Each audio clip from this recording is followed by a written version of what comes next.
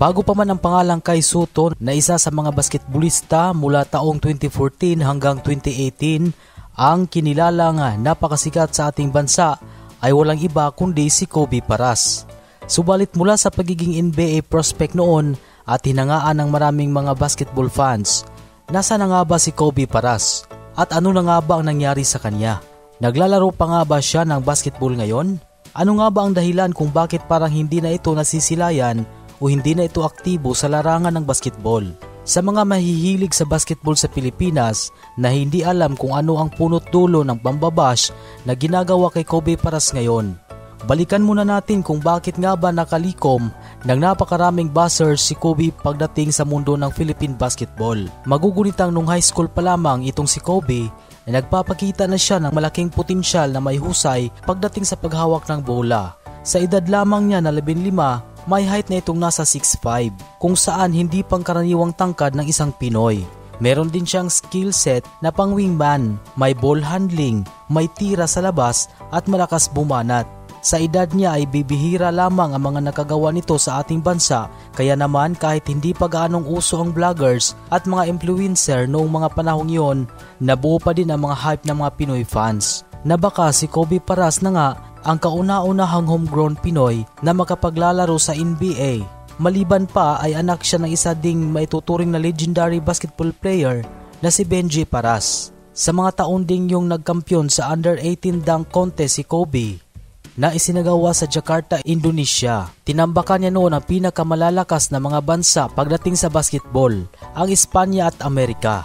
Mas lalo pang umangat ang kasikatan ni Kobe mula nang mapaulat na sa Amerika na itutuloy ang kanyang pag-aaral sa high school at doon na din siya maglalaro bilang isang varsity player. Sa Amerika, si Kobe Paras ay nagpakilala at nagpasiklab sa mga kapwa nito high school varsity player. Na-feature pa nga siya sa isa sa mga pinakasikat na basketball channel sa US dahil sa kanyang kasikatan. Nasa 2 million views sa YouTube ang video ng mga highlights ni Kobe na ang ilan ay tinawag pa nitong bagong Kobe ng LA. Mas lalo pang tumaas ang hype at expectation sa loob lamang ng isang taon ng isang 16 years old noon na si Kobe Paras. Ito din ang parehong taon nang mag-commit ito sa isang bigating NCAA school sa Amerika, ang University of California, Los Angeles, kung saan ilang mga NBA superstar na din ang nag-produce ng paaralan na ito tulad na lamang nila Kareem Abdul-Jabbar, Zach LaVine, Kevin Love, Russell Westbrook at marami pang iba. Nasundan naman ito ng magkampiyon sa FIBA Slam Dunk Contest si Kobe Paras sa pangalawang pagkakataon noong taong 2015. Nang makita si Kobe ay mas lalo pang humanga ang mga fans na naglalaro sa isang Adidas Nation, kung saan ay naglalaro din ang mga NBA prospects sa Class 2016 at 2017.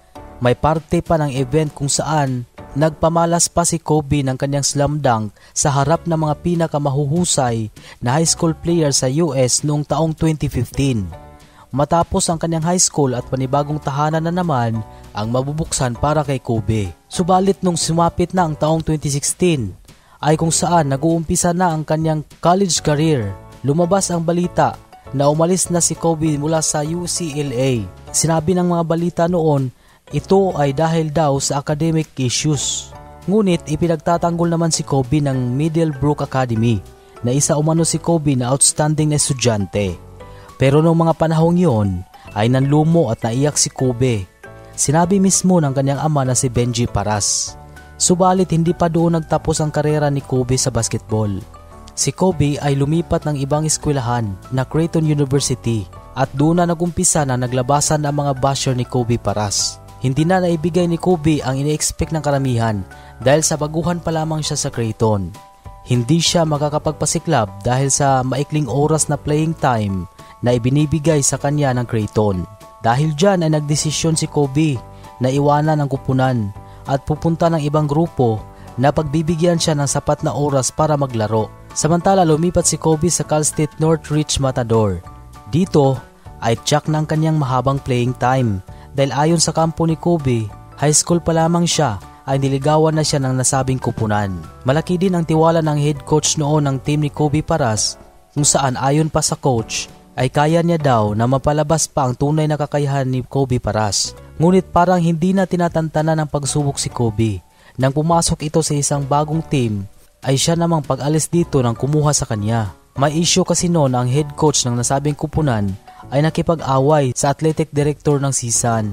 Walang ibang nagawa si Kobe kundi ang humalis na lamang ito dahil na rin sa bago na ang head coach at maaring hindi din naman ito kilala si Kobe na malaki ang posibilidad na mababangko na naman nito.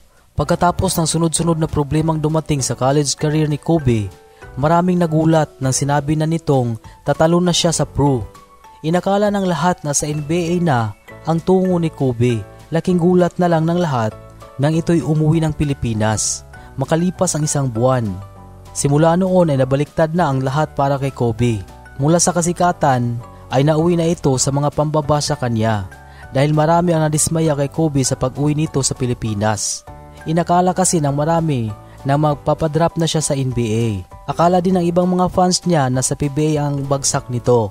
Pero sagot ni Kobe, hindi lang naman sa NBA pwedeng maging pro. Isa lamang umano itong paglilinaw na aalis na siya sa collegiate basketball. Temporaryong naglaro si Kobe sa Gilas Cadets kasama ang iba pang mga potential future Gilas player taong 2023. Muling nahikayat ito na ipagpatuloy ang kanyang college career dito sa Pilipinas dahil sa tila pagbabaliwala nito na maging pro noon, mas lalong dumami ang bashers ni Kobe. Una rito ay nag-commit kasi siya para sa UP Fighting Maroons kasama ang ilang mga collegiate star sa kabila ng matibay na lineup noon ni Kobe sa season 82. Bigo pa din silang magkampiyon at ang mas matindi pa ay nilaglag sila ng UST sa semifinals na mas lalo pang nagpalala sa pambabash kay Kobe. Kesyo PBA lang talaga daw siya, mababa ang IQ sa paglalaro at dinadaan lamang sa mataas na pagtalon ng paglalaro. Samantala hindi rin naging maganda ang unang laro niya sa FIBA para sa Gilas dahil sa ginawa siyang sentro, sumablay ang kanyang stats dahil sa pagiging inconsistent umano nito. Ito na ang huling beses na nakita ng karamihan na naglaro si Kobe Paras February 2023 pa nang huling naglaro ito sa isang competitive basketball. Kaya nabatid na marami ngayon ang naghahanap sa kanya. Nitong bago lamang ay may lumabas na pahayag tungkol sa pakiusap pala nito sa kanyang ama na si Benji Paras na magpapahinga muna ito sa paglalaro ng basketball. Samantala, binigyan siya ng ideya ng kanyang amang si Benji na magdadrop na lang sa PBA kaysa matenga. Ngunit ang plano talaga at desisyon ni Kobe ay mag-relax muna sa mundo ng basketball.